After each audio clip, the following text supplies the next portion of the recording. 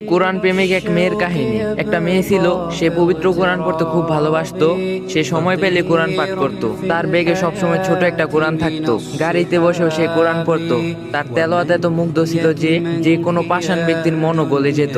রাতে যখন ঘুম ভাঙতো তখনই সে কোরআন পড়া শুরু করত। একদিন মেয়েটি মারা যায়।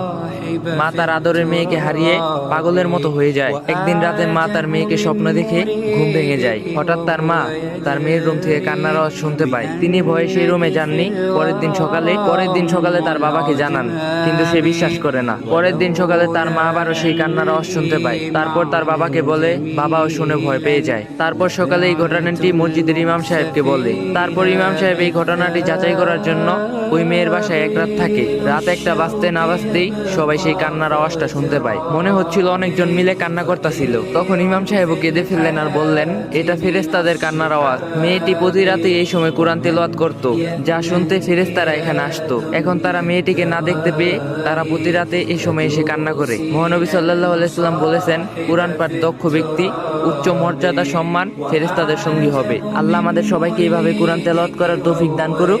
আমিন।